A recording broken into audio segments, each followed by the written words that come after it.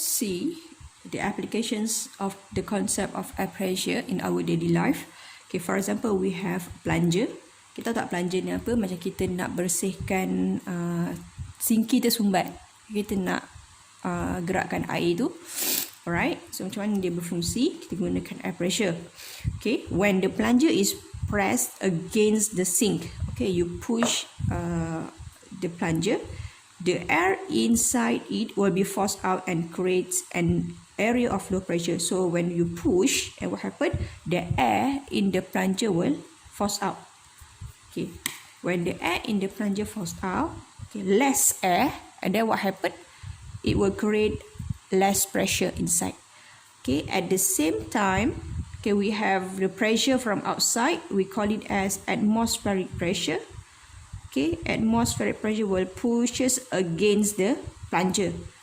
The high pressure in the pipe pushes out the blockage stuck inside the sink when the plunger is pulled up. Okay, alright. So then that is when there is atmospheric pressure pushes against the plunger, and then what happened to the plunger? The plunger stuck.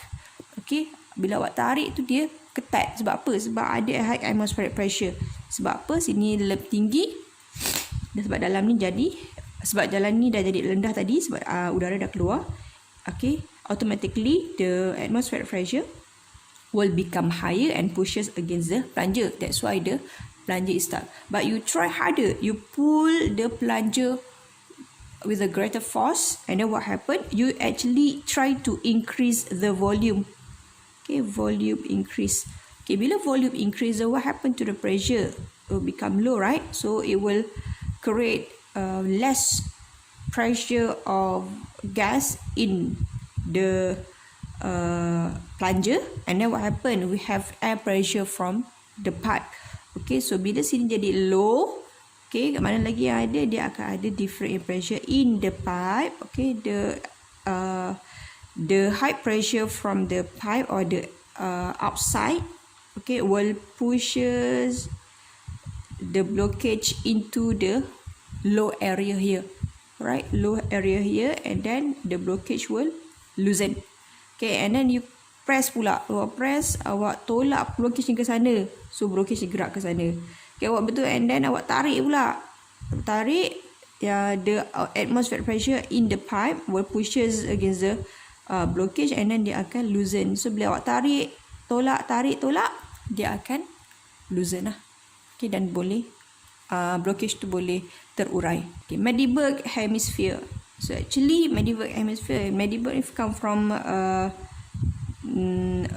name of mayor of Medberg. Alright, so Otto von something, tak ingat. Okay, you can search in you can Google. Alright, so Medberg ni nama tempat lah. Hemisphere, okay, sebab dia ada dua hemisphere. Okay, one part and the other one part. Alright, so when the air in the hemisphere is pumped out, so that the space in the hemisphere becomes a vacuum, the pressure in the hemisphere is zero. Alright, so kita stickkan dia together here, and then kita pump out. Okay, ada valve lah kat sini biasanya. Okay, so kita akan pump out the air. And then what happen? It will create a vacuum. Okay, bila tak ada udara dalam ni, okay, kita panggil dia sebagai vacuum. Vacuum ni maksudnya tak ada udara. Okay, tak ada udara. And then what happen? Dia akan, kalau tak ada udara, kita tahu gas pressure ada disebabkan oleh kehadiran air, kehadiran udara. Tapi disebabkan kita dah pump out air, then what happen inside? It will create a vacuum area. Okay, automatically it will become less pressure lah. Okay, because there is no air inside, there is no collision of air, so there is no pressure, or we can say we have low pressure inside. Automatically we have higher atmospheric pressure from outside, will pushes against the hemisphere, and if you try to pull this hemisphere, okay, dengan sekuat hati awak pun dia tak akan terurai. Sebab apa? Sebab atmospheric pressure is much greater, pushes against the hemisphere, right? So what is the function of the airtight seal here? Is to prevent the air from outside comes in into the hemisphere. The two hemispheres cannot be separated because the atmospheric pressure outside will exert very strong force on the hemisphere. So macam mana awak nak buka balik benda ni? So dia ada valve tadi kan? So awak buka valve tu, okay. Lepas tadi kan awak tutup sebab awak nak bagi dalam ni vacuum, okay, and then awak buka untuk release to allow the air from outside to goes inside, and then bila dah ada udara dalam ni, kat luar udara, what happen, the atmospheric pressure inside dengan outside jadi sama, so tak ada different in pressure, so dia boleh buka easily lah. Alright, so straw, tengok straw yang sedap kan, kalau dapat sedut air bandung ais.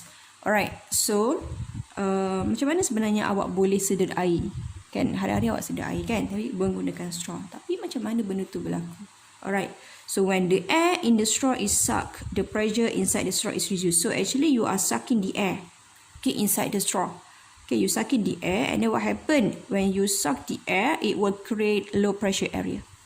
Okay, so the pressure create low pressure area. Okay, the higher pressure outside atmosphere will push drink into the straw and finally into the mouth. Alright, so when you create low pressure area in the straw, automatically we will have atmospheric pressure outside, okay, will pushes against the water, and what happen, the water will move to the lower area. So that is why you can suck the water using straw. Okay, siphon. Okay, so if you want to clean your aquarium, okay, it's heavy for you to lift the aquarium, so what happen, you use siphon. So the end of the tube B is placed lower than the end of tube A, causing water to flow from it. Okay, this is the end of tube B. Okay, this is the beginning, okay, of tube. And then what happened, okay, when this end lower than this start here, okay, and then what happened, okay, this one end, okay, the water will flows out. Water in the tube flows out and creates an area of low pressure in the tube. So automatically when water flows out, inside the tube will produce low pressure.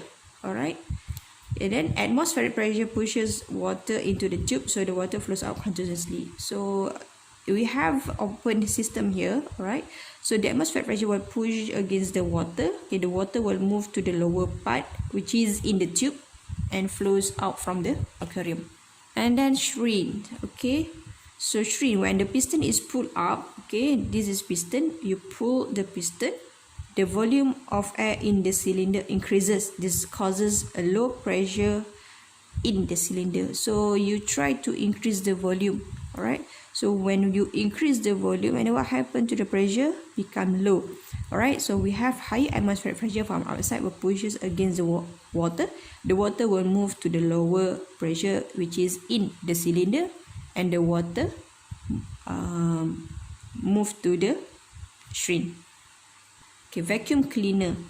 When the switch is turned on, the fan in the vacuum cleaner will push the air out from the vacuum cleaner. So if you switch on, okay, the fan will move, right? So when the fan is moving, what happened, actually it suck the air from here to the back of the vacuum cleaner.